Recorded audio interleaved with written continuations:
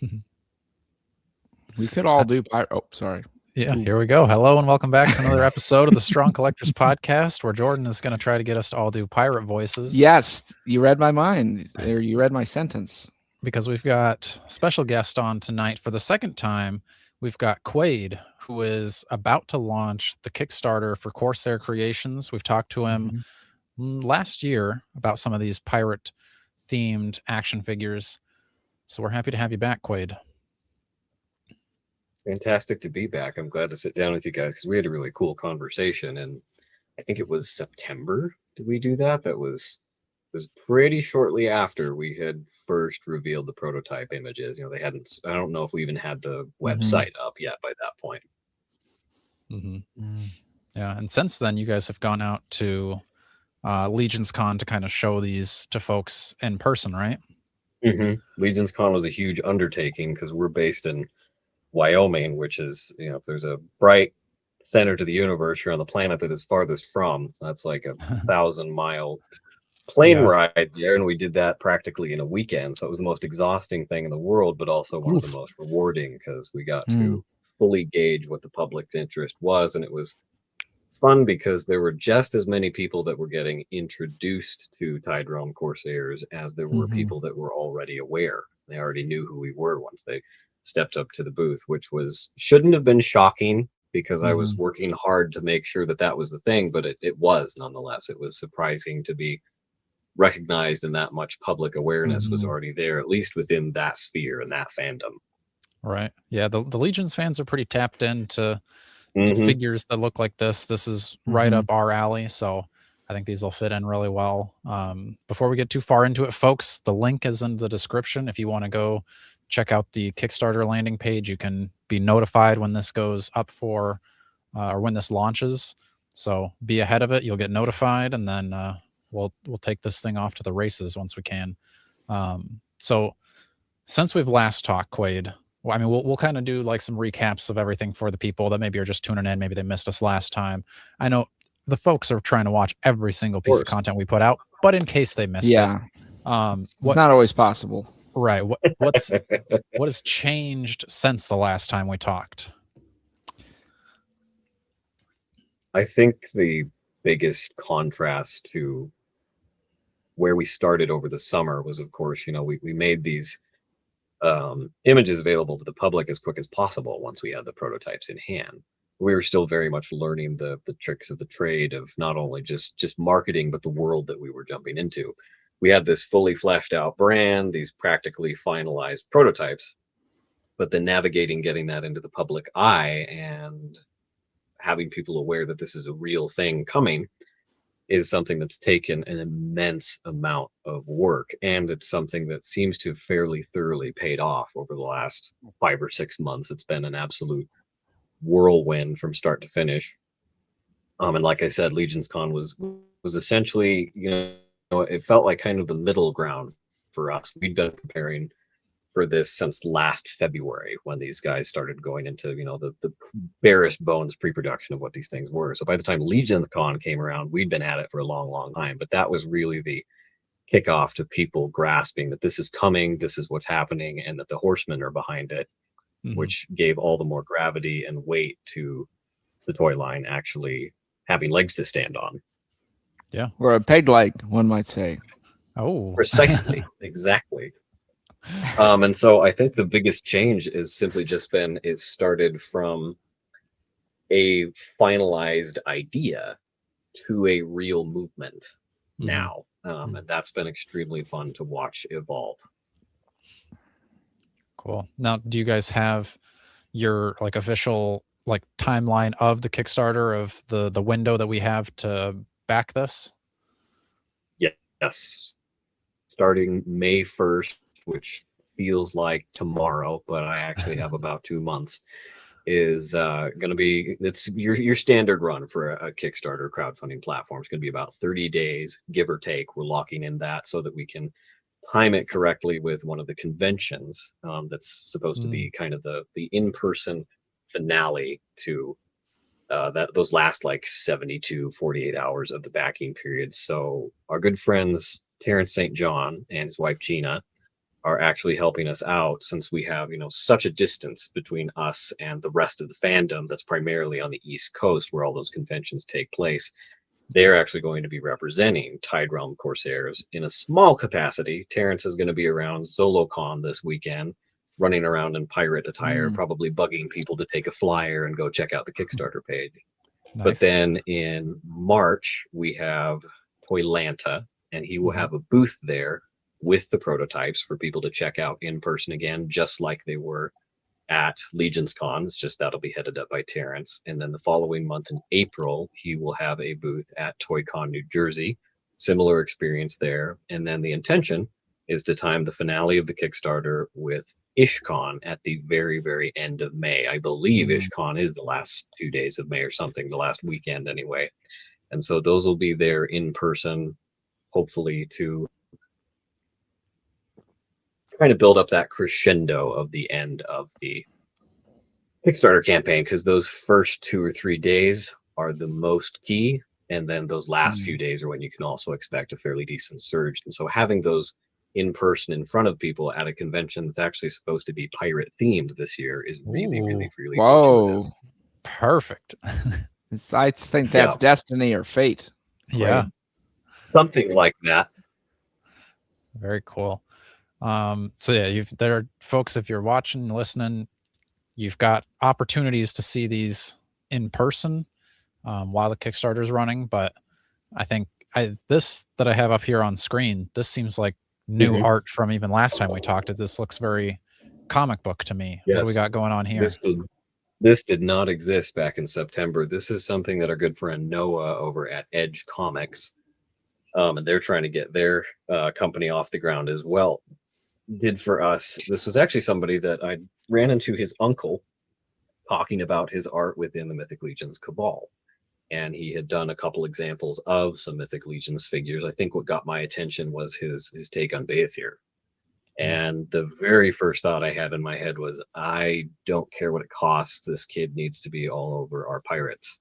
Because he's just about graduating age at this point, so he's still in high school. But what he cranks out is stuff that I've seen from industry standard comic book artists, and these things just turned out superbly cool. And the intention behind these is to give folks a really good grasp of a lot of the world building that we're baking into that story content. I was going to say a second ago, on the events tab at the top there, you can actually get to all of those conventions I mentioned. For anybody curious and wants more information, it is there.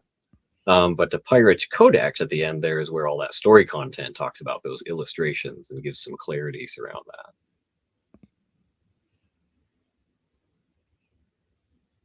Very cool. I think that was because he got done with those like the week of Legions Con. I almost feel like the last 2 days we were gearing up to leave, he had those finalized. And so it's probably a little ways back there when it comes to just our examination of those illustrations specifically. There it is. Yep. So this is going to be, you can pledge during the Kickstarter to get your action figures, but you can also pledge to then get the comics. Is this 3 separate comics?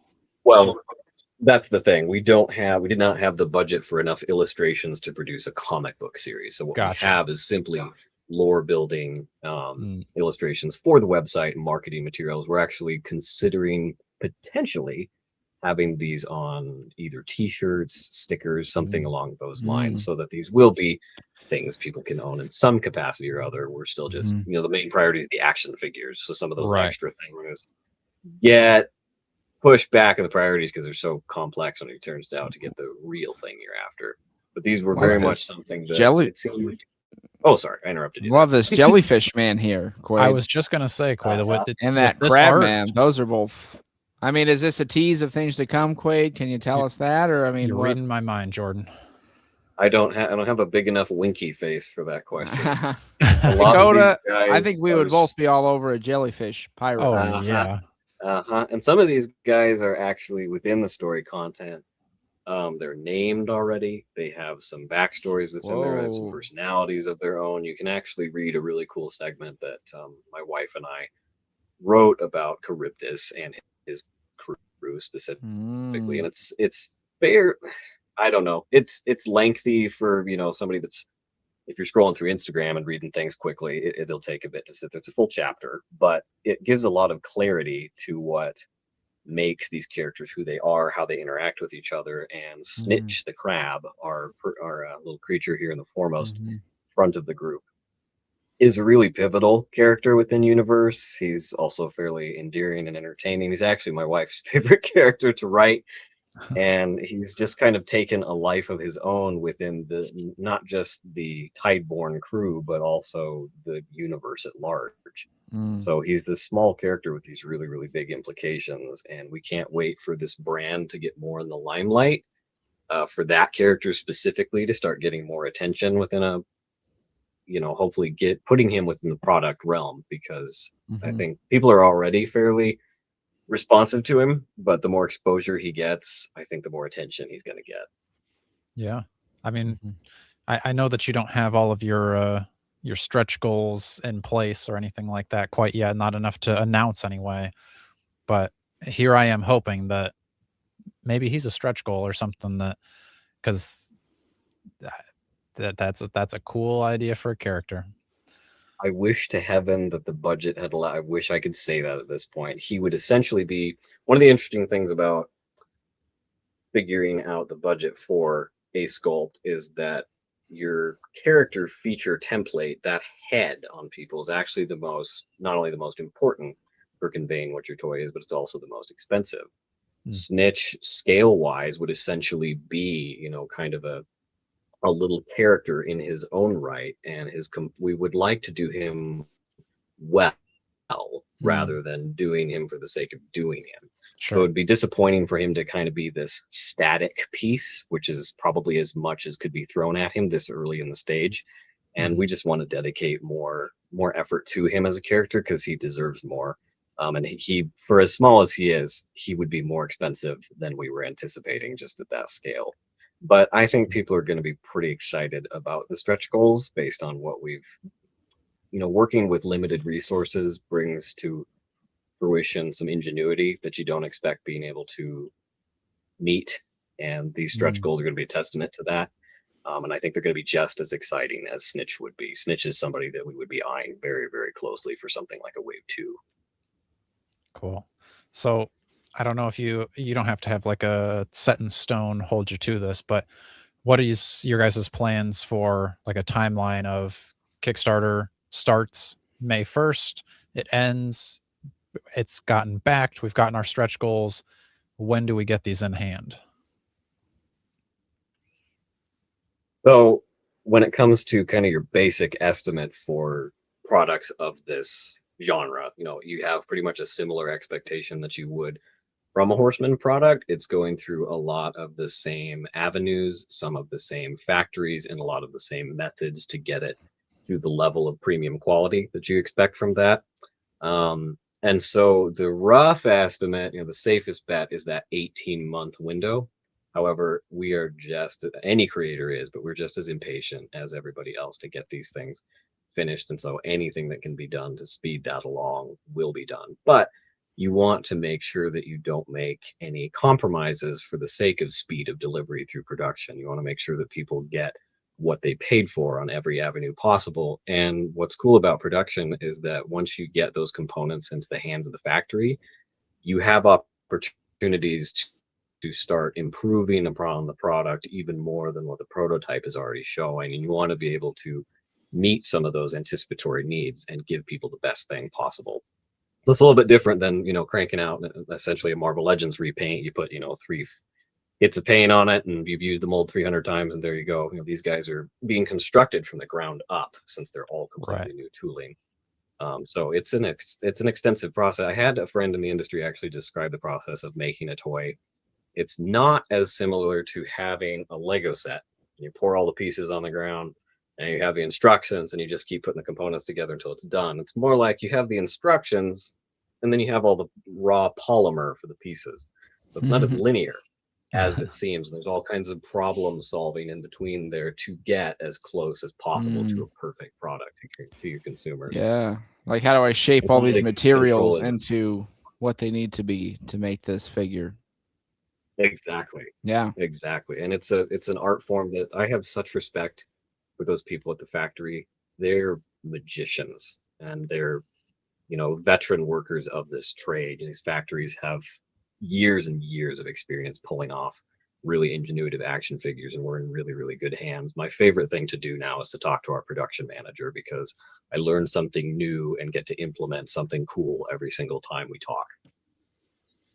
Very cool. And I think, yeah, that is important for people to remember, that this isn't, like you said, just a Marvel Legend where it's the same body that we've had for 10 years with just, you know, another couple layers of paint added to it.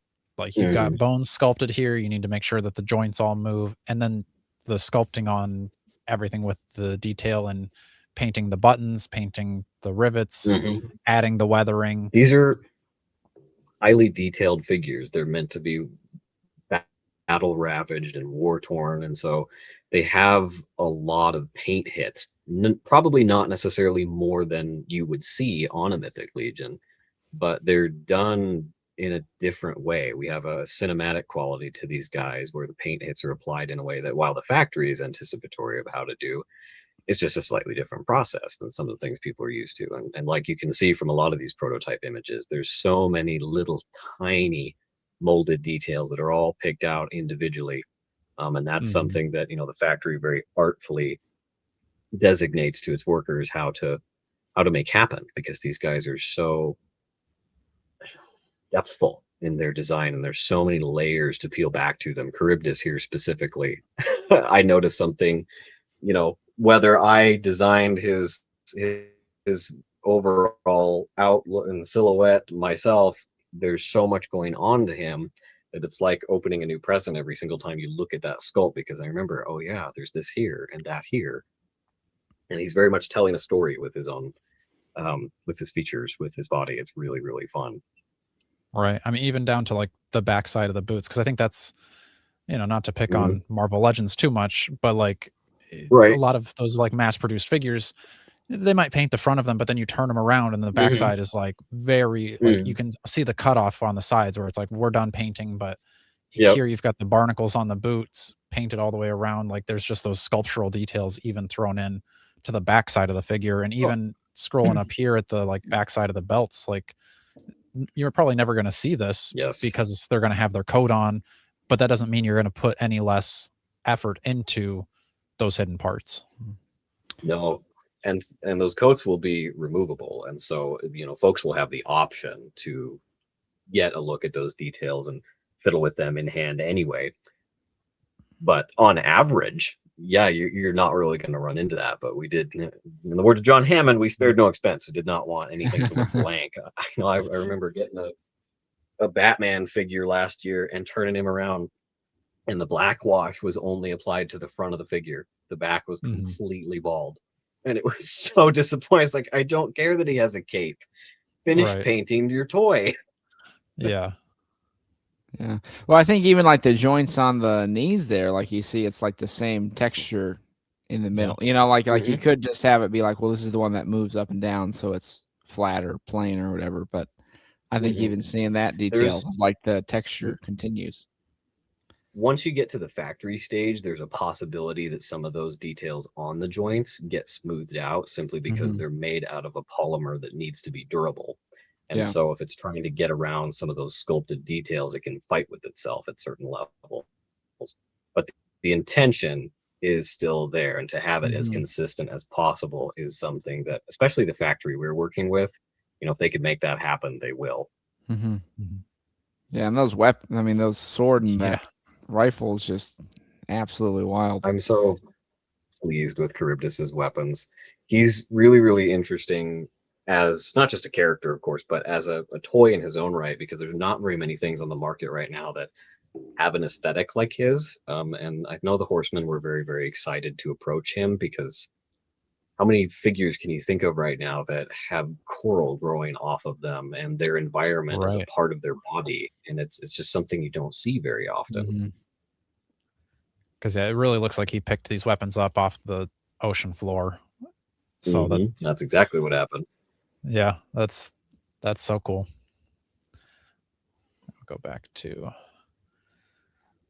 Skeleton guy. Jordan's a big fan of the skeletons. I do love skeletons, but I also love Cthulhu and True. Monsters. So I am a little torn, Quaid. When I guess if you said Quaid between, maybe this is a question for later. Have you told us? Do you have one that you're like, you love all your kids and all your students and all your friends, but a favorite? Right. It is. It's like picking a favorite child. It's extremely unfair. I can't ever give a satisfactory answer to that one because not only do I, quote unquote, love them all equally, but I have such specific reasoning for being so excited for each one as an individual that it's super problematic. And despite the fact that maybe aesthetically I'm specifically drawn to Charybdis, Alistair is what built this framework. Alistair as a pirate is what inspired these three toys to begin with, and he's achieving what this brand is setting out to do, which is to give you this cool definitive pirate figure. And so there's so much that he's achieving on his own right, even if he's human by nature and thus not as, I guess, eye-catching right off the bat. He's precisely the framework that these two villains have to even thank for their existence.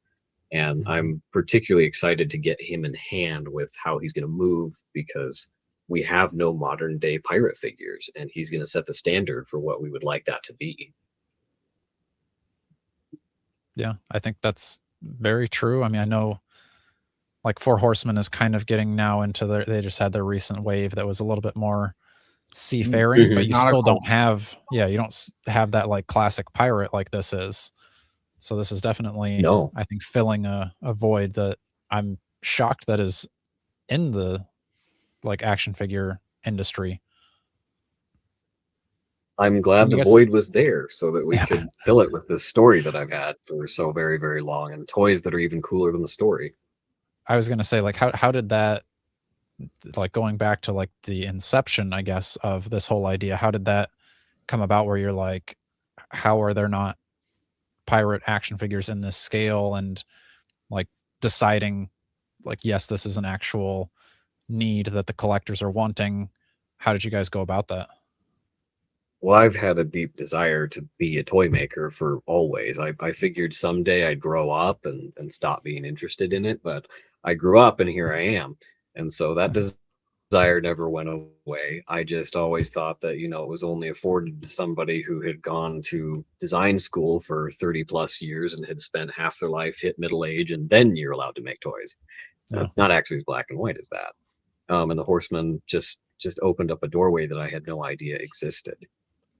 But pirates specifically are something that was highly rooted in my play pattern just as an individual. If you were going to go to the Lego aisle and pick those 4 heavy hitters from 1984, you'd have castle and town and space and pirates. I was most inclined to head towards the pirate section. And I attribute that a little bit to a brand from Mega Bloks, which was simply called Pirates, even though it was spelled with a Y. And I played with that, even though I only ever had one set. I played with it constantly, and it was right in that era where Pirates of the Caribbean was at its height. And there was something about the high fantasy genre that was introduced specifically at that right time that left such a resounding impression that when I had the Four Horsemen figures of any kind in hand, and it seemed like their horizon was so expansive and touched on almost everything you could think of, that's what I went looking for. How come there's not pirates? And we all know why that is now, because they had their own approach to the idea. But something so specifically intrinsically classic buccaneer high fantasy is something that I wasn't seeing anybody meet. And so couple that together with joining the Cabal and seeing the actual outward outcry for that desire sparked something that I couldn't put down. And here these guys are. Yeah, that's very true. Because I've been collecting Allegiance for a while now, and I know people have been saying for quite some time that they've wanted pirates for their collection and everything. So I think these, although they're not going to be able to pop and swap with your other characters, I think these are going to fit in still really well. one thing I'll touch on here, because we haven't had very many opportunities to talk about it, since we're still developing some of the visual displays to get that across to the fan base. Of course, we've established many times that these don't function on the same system like a Mythic Legions. However, they do have some cross compatibility with each other that's unique to this line. And it functions to the same level that, you take a look at these guys and essentially what's establishing their race or what they are. You can see their hands. In some cases, you've got the toes of the villains, and then you have the head of the neck. Everybody is very well garbed out. They have a lot of clothes on. And so when it comes to their cross compatibility, those boots, those hands, the head, and the very neck component within the chest is actually detachable. And so you theoretically could take a lot of the pieces from Deathmoid as a skeleton, put that on Charybdis, and now you have this coral encrusted skeleton guy. Or if you wanted a more classic looking, because we have a very good guy aesthetic with Alistair, take the pieces from Deathmoid and have this, less gothic, scary looking skeleton pirate, and you have this classic one in brown costume. So there's a lot of avenues that just this basic sculpt is going to open up for these three captains, and that's trickling into our approach to some of the stretch goals as well. Very cool. Are you going to be able to do pop and swap type stuff like that to show this off for the Kickstarter? Or is it too, because I know like with prototypes, they can be very fragile and everything. So like even moving them can break them. That's the trouble, is that these particular prototypes are not at a stage where you can visually display that. But we have some, not only myself, but we have some people on our team that are very, very adept in Photoshop. And so we're going to be able to display some of that in some capacity or other, because we want people to have a good scope of what they would be looking at.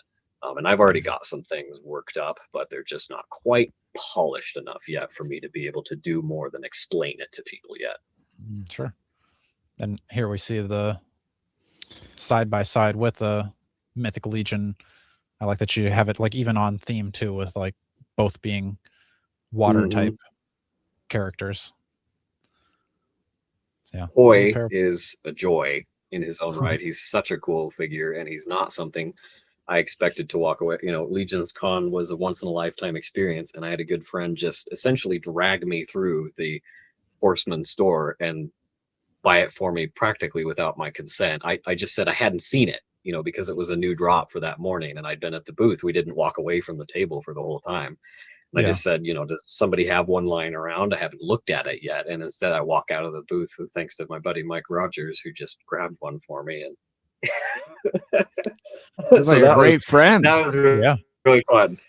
Yeah, it's the best kind of friend to have. It's the best way to. Well, pretty much, you have a lifelong loyalty bond with Quaid Kundle the minute you buy him a toy. That's just done deal. Okay, so this is how broken down you can get your figures, huh? This Even is the engineering and assembly template. Okay. So this is not necessarily a display of how they come apart. Otherwise, they would be following the same thing as Legions. But this is giving you as close of a breakdown of how that engineering comes together and makes that toy what it is. So some of these components are assembled at the factory, put together. This is how that factory assembles these and makes them one unit. But some of the things I can point out here, because this is a really good example of where some of this cross compatibility is. I don't know if it even shows it on this one, but that neck and collar piece on each of these guys is actually housed within the cavity of that uppermost chest. So it comes out. There you go. You can see it right there. Yeah. And so both the bad guy and the human neck do that. And so that is detachable, of course, as well as the head, the hands, and then right there you can see that boot swivel where the ankle cut would be. That's also going to be detachable for reasons that I imagine fans are probably going to be able to guess, but I won't spell out right here and there. And there's a couple other things. The shoulder pads, obviously the hat on Deathmoid. There's a lot more than just those three things that help us modulate the body's functionality. And what do we have going on with the like rib cage here? Does that go over the torso piece, or is that like in place of the torso? Yes, that's an overlay, kind of. I'm trying to think of Gotcha. what I could compare that to, because it's actually fairly seamless in its integration. You just pop the arms off, and it really does just perfectly slide over that top of the torso. I was surprised just with the prototype, because of course all those dimensions aren't locked in yet, how smooth it already is in its sculpting and how easy it is to get on and off. And that was something that we kind of played with back and forth, simply because those captains do share. There's not too many pieces they share between each other, but those upper legs, the crotch piece, the torso, and then the upper arms. And so we wanted to carry that skeletal aesthetic all the way through to Deathmoid. And this ribcage armor piece came out of the concept art and translated really, really well. Initially, it was going to be bone colored like he was. And once we got it in that gunmetal armor setting, it looked so much cooler. Very cool. I was going to ask, like, because usually when somebody's starting a new toy line, you'll get kind of like, if you think of like the old He-Man stuff, it's like most of those figures are the same, like He-Man and Skeletor, pretty the same, different heads. And that's going to kind of carry on throughout the line. Maybe they've got a different arm, but overall it's the same figure, just painted differently. These don't look like that. Like it sounds like those like 2-3 things you mentioned is all that they share, because the hands are different, the like the boots, the weather, like everything is its own thing. So you're sculpting what looks like almost 3. They shared just enough to justify. Right. They share just enough to justify doing it. You know, we were very. The budget is what it was. As a new company, you're starting out with what you have. And so, of course, you have to stretch that as far as you can. And all that shared tooling was done for the same reasons that any old or new company does that.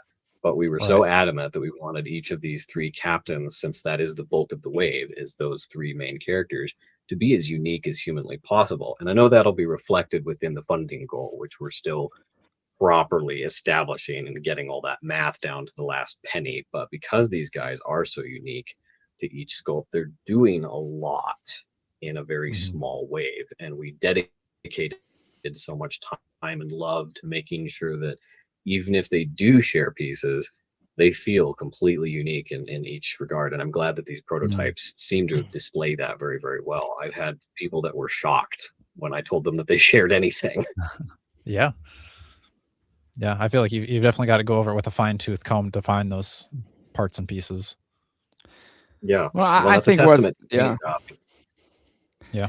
what I'm realizing, I think, is Quaid, as you were talking about that idea of like mixing and matching some pieces to make sort of a conglomerate figure, you know, where it's like what I think is so cool about Legions, and I think what you're doing too, it's like you have the lore, the story, but then you as the collector are free to be like, what do I want it to be, or what do I imagine? Absolutely. So I guess as you have like the 3 captains, of course, to start, and then as you add more, like you could say maybe you want a human pirate with a crew that's made of, you know, a skeleton guy and the jellyfish guy, or maybe you want the skeleton guy to have a human crew member. And I think absolutely maybe that's the intention, but I mean, I think that to me is such a cool way to kind of spark that imagination piece, maybe that you spoke to as a kid, like playing with pirate figures. It's like I can make it whatever I want it to be, which is what we appreciate a lot about Legions. But I think that's really cool.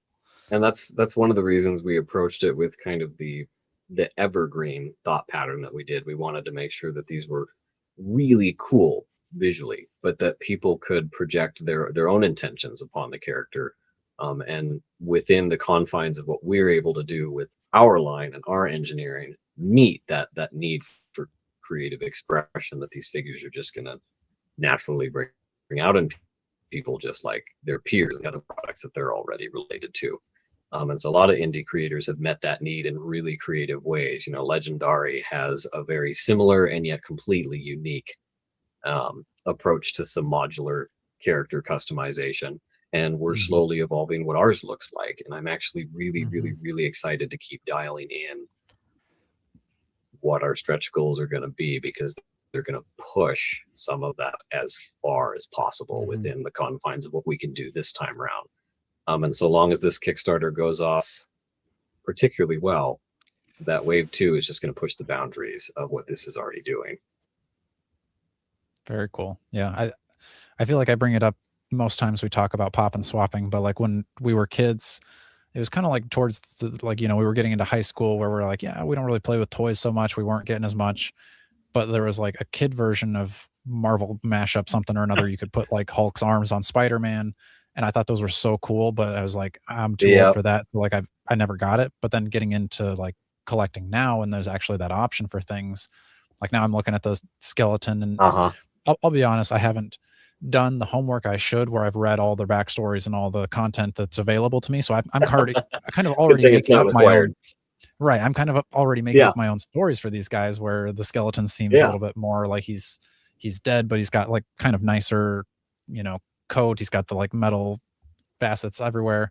But I'm like, okay, but if I switch that with kind of the more like barnacles, and like maybe the skeleton just like rose up underneath the sea, and that's kind of this new backstory. If you know, you swap those parts between the two, he's got a new origin or something.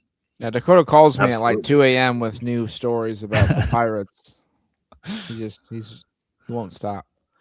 That's the whole point. It's intended to be that level of inspiring. And once we found a way to do that, I also have been adoring the prospect of this coral encrusted skeleton guy, and even the prospect of doing this, you know, reminded me of a lot of the scenes that you see on The Flying Dutchman, and a lot of the people that, you know, we can still see recognizable human faces within some of those characters.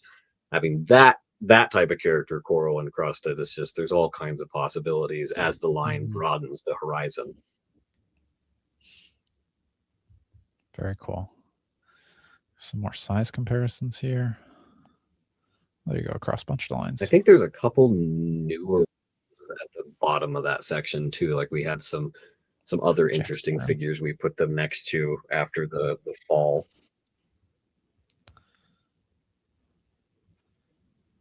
We of course did as many with the okay, apparently they're not there. They must be on the Instagram page. But we compared them to as many, you know, Horseman products as possible. But we came across that angry angler fish large scale figure. The brand escapes my mind. I feel like a complete heel. I cannot remember what brand he comes from, but he's huge, and he pairs really well with Charybdis. It must be probably in the archive on Instagram or something, because it circulated for a little while. Let's see if I could scroll and find it. I've got Facebook pulled up. It'd probably be on there too. It would just, I think if you went to the Facebook page and just went straight to the photos, you'd find it eventually. Okay. Let me switch. So now we've got some more fish type men coming from Savage Crucible at some point. Yep. About 3 years. They've got some really cool things coming out. we just, Quade, we were very excited for Savage Crucible, and I mean, because those were, what was that, 2022, Dakota? Am I making that up to say it was that long ago? I don't know. It feels like I'd probably stay away from the topic. Yeah, sorry, not to be mean about that. To be fair with Savage Crucible, not to, oh sorry, you did find that photo. I'll come back to that in a second. We'll look at this here. I don't know what this I've never seen this angler fish, but that looks pretty cool. Fury Toys, Abyss Force. Fury Toys is somebody that I also ran into fairly recently, and a lot of their figures are really stylistic. Like this is the only thing I could find of theirs that really fit in, and even then he's more kind of Atlantean by nature. He's got a lot of armor on, and he reminds me of somebody that maybe Aquaman would run into, but color wise and proportion wise, he's really similar to some of the things we've got going with the Tideborn. And his, you know, he was so complimentary with his purple palette that I just had to pair him with Charybdis. But they have products that are super ridiculously wild. Like they have this team of 3 shark guys that are all dressed like gangsters. They're strange. Oh, okay, those are them. All right. Yeah, not necessarily up my alley, but they're really cool and they do good work. They're really high quality toys. Right. Those guys with like the bowler hat, right? Not the sharkies yet. Yes. Got the alligator that's kind of like a swamp. I don't know. Those are always like, because they're higher end enough where it's kind of like I don't have the budget for them, but if I ever had a really good month where I was like, oh, I've got a little bit of extra Christmas money or something, those would probably be what I would be trying to test out, because those do look very fun, but very goofy. but I love that. They're in a totally different tax bracket for how goofy they are. So it was fun exploring at least this guy. Yeah. Very cool. Go back and see some more here. Because I was seeing these are like the gods of Tide Realm, which all three of these look super cool. Our friend Dimitri worked, I think, since October up until like January to get those done, because of course I'm busy running the company, and you know, artist that I am, I quite literally can't take my foot off the gas long enough to draw anything myself. So we have some really, really, really talented individuals that are helping us out here and illustrating such key components of what makes the world what it is. And of course, these guys are highly ambitious by nature. They're gods. They would be on a product level something that's just not practical to consider currently. But they're anchored so highly within the lore of what makes just even year one of Tide Realm Corsairs what it is, that we wanted people to have visuals to turn to reference these characters, because they inform the captains really intrinsically. So again, forgive me for not doing my homework and stuff, but could these gods maybe, you know, like kind of like a Apocalypse, where Apocalypse can be ginormous, but he can also be, you know, standing a little bit more humanish size? Could we get these like, do they tone down to be possible figures, or is this like, oh, we got to wait until we're big enough that we can have a kind of, you know, HasLab type of funding for these giant figures? Oh, that would be totally unnecessary. I feel like that'd just be a slap in the fan's face to insist that they have to be these Titan scale class in order to make it happen. I don't think they'd even hold their own weight practically if you're trying to do that.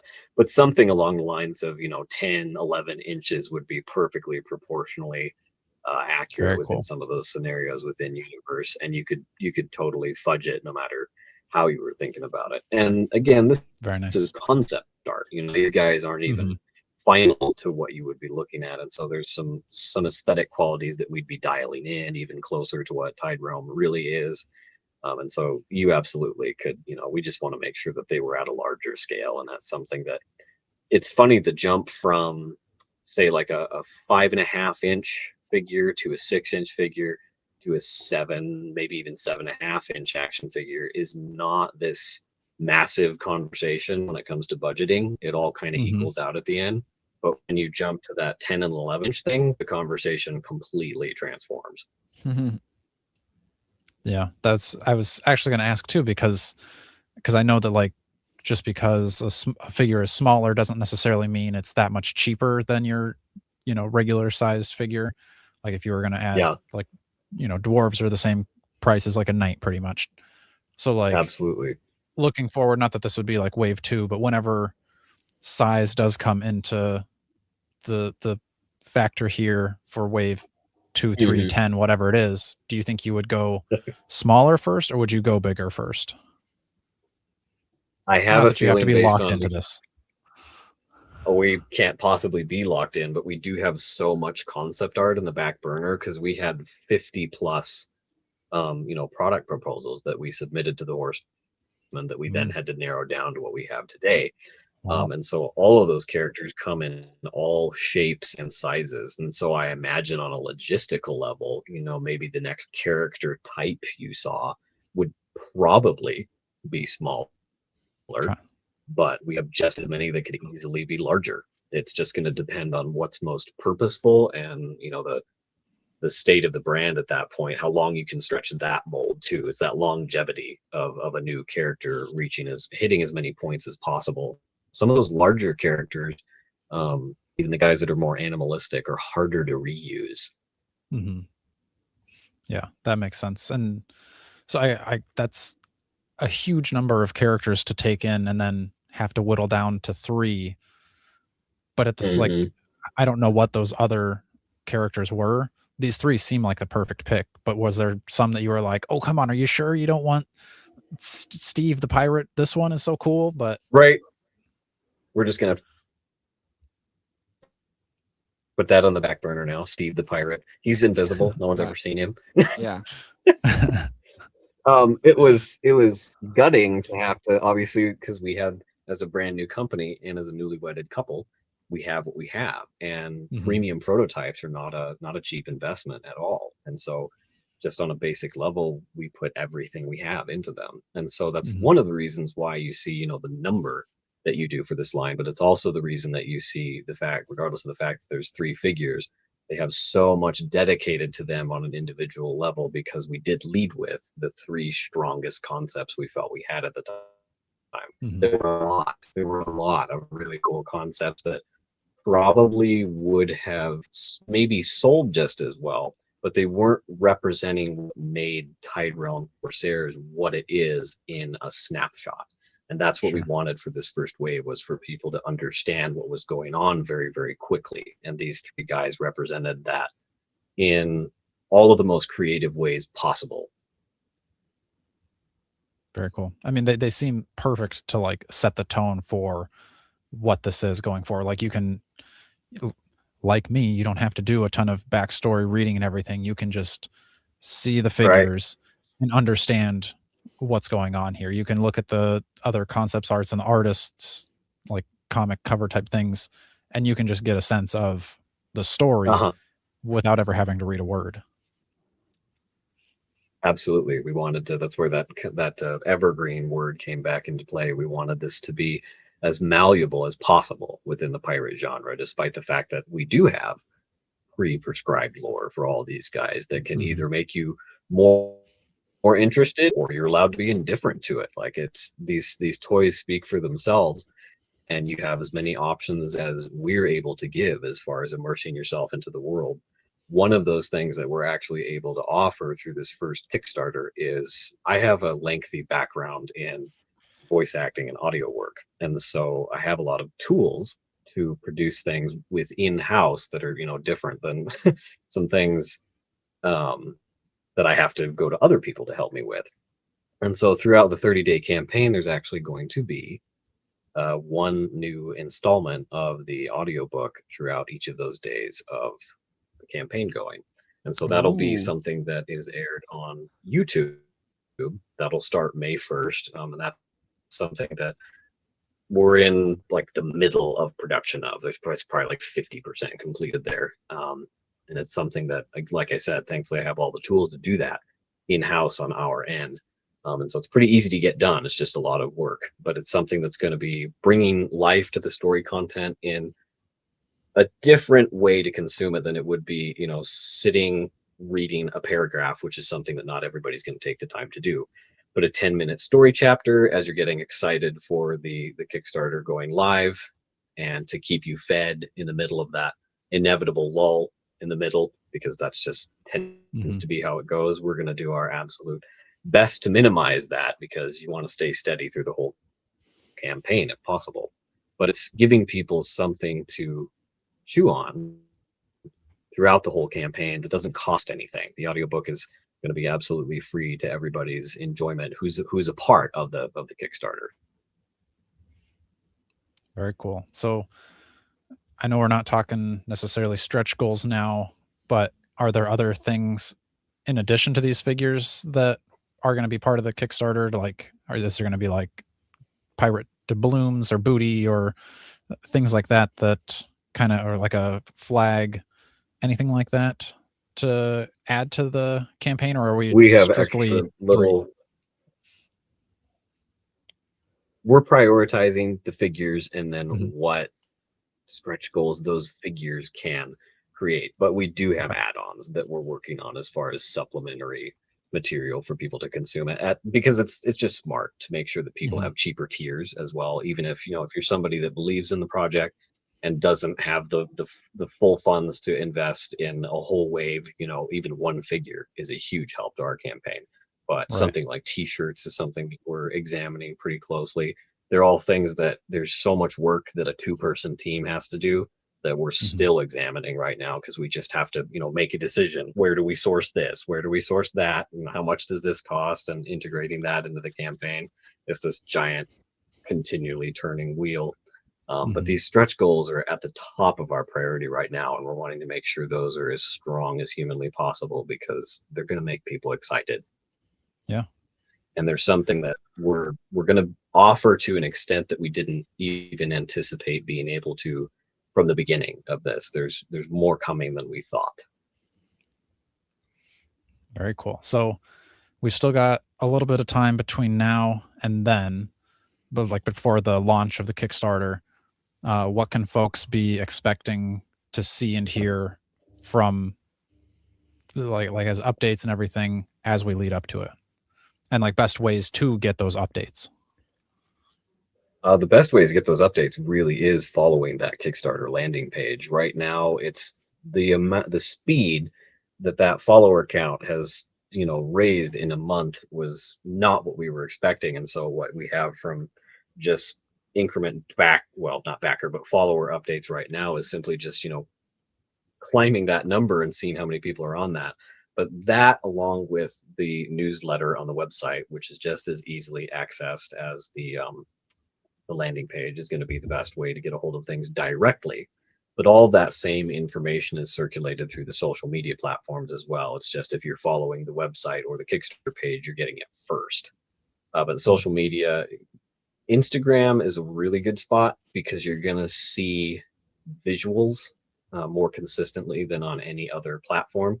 And so there's going to be new photography that's coming out. There's photography even from the summer that there was actually such a, for pardon the phrase, boatload of action figure photography for these guys that some of that's going to be recirculating because there's really, really cool dioramas of that diorama shots anyway, of that 9-foot pirate ship that my wife and I built just for these guys to display on. And so all those pictures are going to circulate again because they're really cool storytelling devices, and Deathmoid looks awesome in all of those. And then we have a real good friend that recently sent us a completely new diorama. So we'll have new prototype shots with that, and those turned out particularly cool. And then there was going to be supplemental story content. Obviously, we're more so focusing on the product at this point. A lot of the story content that people had to analyze over the fall and the summer, the main point and the main drive currently is getting these action figures in front of people. So story, it'll be here and there throughout the months as we lead up. There's going to be little tidbits, and I think there's going to be more to dissect of Snitch because he's, well, don't tell this to his crewmates, but he's easily digestible story wise. Nice. And so the biggest priority is keeping it in front of people. And those conventions, I think, are the biggest thing to keep your eye on, because you're going to see a lot of excitement swell surrounding being able to see these things in person and having that so close to the launch. And there's so many cool things happening simultaneously that it's really, really easy to keep traction going, because people are even following, the Mythic Legions RPG, which is really fortuitous because it's educating the fan base. There's a lot of people that are new to Kickstarter for the process and what it looks like to jump on a campaign like this. And the Horsemen, of course, are going to make it very, very seamless. And so a lot of that experience right now can inform what people can expect from Tide Realm Corsairs. It's going to be very, very similar. Obviously, we don't have 600 figures to offer, but the whole process of going in and picking what you want and understanding how the platform functions to your benefit as a consumer is going to be very, very similar. And so there's going to be so much to take in over the next 2 months, and that's why I don't get any time to sleep anymore. Sure. I was going to say, do you think, because I feel like we hear a lot whenever there's like a new pre-order for Legions, especially, or whatever it ends up being, everybody ends up, like, oh, you did this too close to Christmas time. All of my money is going to family stuff. Oh, you did this too close to this thing, and now I got to spend my money over there. And like, what was it like was it hard to like pick the date to be like, okay, this is when we're going to run it, even though it's maybe right after the Four Horsemen have their RPG Kickstarter and everybody's going to spend their money there? Are they still going to have money left over for us? And then this other, how did that all shake out? You have to be tactical. You do have to be tactical. And we picked May 1st for a reason, for numerous reasons that you probably could spend a whole other podcast on. But there's so many really, really talented and cool indie creators that are also bringing things, not just to Kickstarter, but to other platforms this year as well, that are looking for attention. And so within the realm of realism, we're trying to also make room for a lot of those other creators, and to our extent and their credit as well. there's only so much you can do. You can only make the platform. There's only so much room, and you can only do so much without. You'll eventually step on somebody's toes. But within the toy industry, you know, if one person wins, we all win. If one person loses, we all lose, and it's really, really important to keep an eye out for each other within what's possible. So we've found a little time slot here that's doing exactly that, and hopefully is, you know, semi-dedicated to the pirate realm for this year before some other cool things come down the pike. And there's a couple other cool things coming up even before that. Like Brian Burke's Ashen Oath is happening in March, and that thing looks fantastic. I personally, who's getting a toy line off the ground, have no money to buy toys anymore. It's very ironic, but I will still be pledging to that. I don't care what it takes, because what he's doing is phenomenal. I'm very, very excited for him, because this is also his first Kickstarter, despite his veteran experience in the 3D printing world. So there's a lot happening. Your guys' stuff mesh well too, right? Yeah, well, and it's really, really fun to be able to work with those creators, because I was in front of all of those guys at Legions Con, met them for the first time. I mean, our ride to Legions Con, we were with Brian. We were, it just, that's how the carpooling ended up. And it was really, really cool. And so looking out for people like that and making sure that there's enough of a runway for everybody to have the best chance possible is a priority for me. And it seems to be for the rest of the community as well. But I actually couldn't be more grateful for some really, really heavy hitter guys to be kind of paving some of the way for what makes Kickstarter what it is, because there's a lot of people that have their eyes on this platform this year that didn't previously. And it's really, really important for people to see how it functions and how it plays out within real time. And it's not terribly complex. Right. It's very, very much like any other pre-order, but the function of the campaign can be a little bit daunting, especially when you have a campaign there's so many choices to sort through. Folks have numerous questions about the RPG that are fairly self-explanatory when you go through and actually read everything, but not everybody has the time. They just want to go in and get what they'd like. Yeah. I think that'll be a nice part about this is it's not going to get super complicated, because the offerings are not a ginormous list of like, what do I piece together? What is this bundle versus that bundle?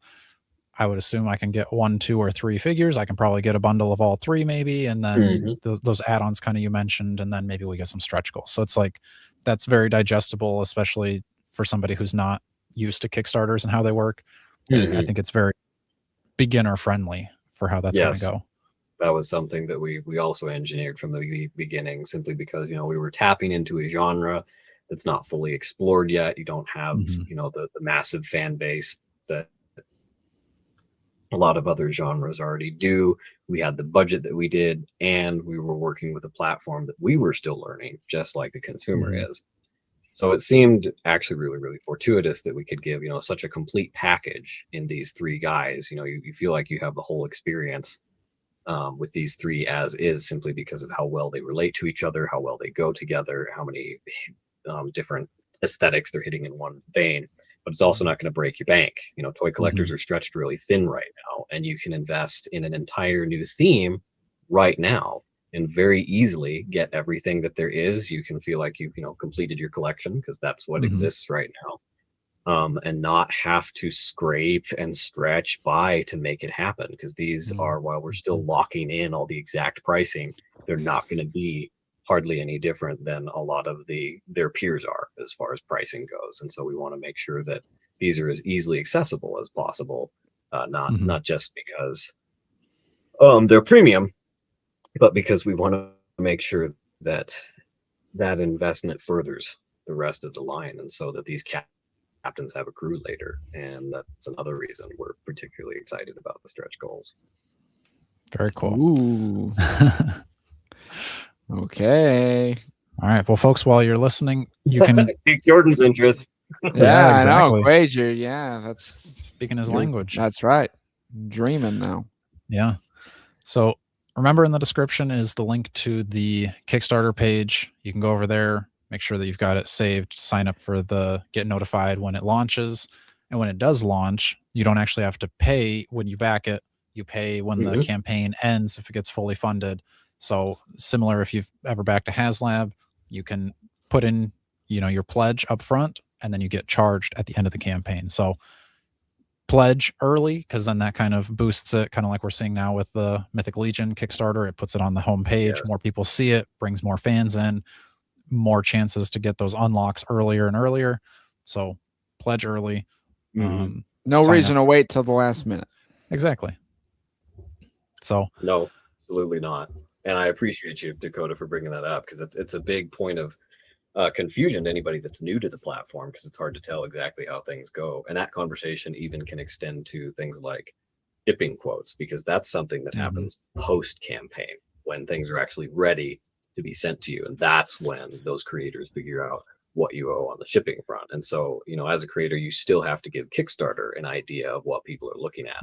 I think Jeremy Gerard talked about this the other day. You're going to see most likely inaccurate shipping quotes when you're going through checkout, and inaccurate estimates that are either going to be potentially less, but more than likely way more than you're going to be looking at later, unless you're international or something. Then they might be close to what you'd be anticipating.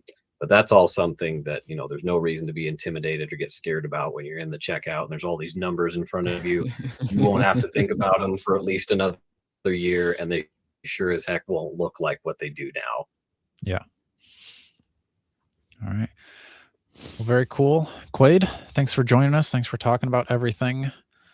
Like I said, folks, hit the link. Go get yourself signed up to be notified, and then we can back early, unlock some stuff, and get some cool pirate action figures in our collections before too long.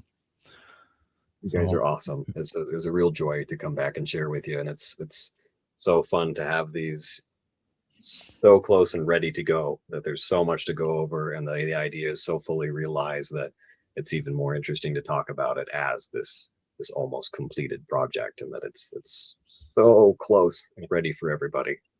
Yeah. And I'm sure, I mean, if you have time, we'll have you back on during the Kickstarter as it's going and being funded. That'd be great. Build in some more hype too. So this won't be the last time you all hear from Quaid.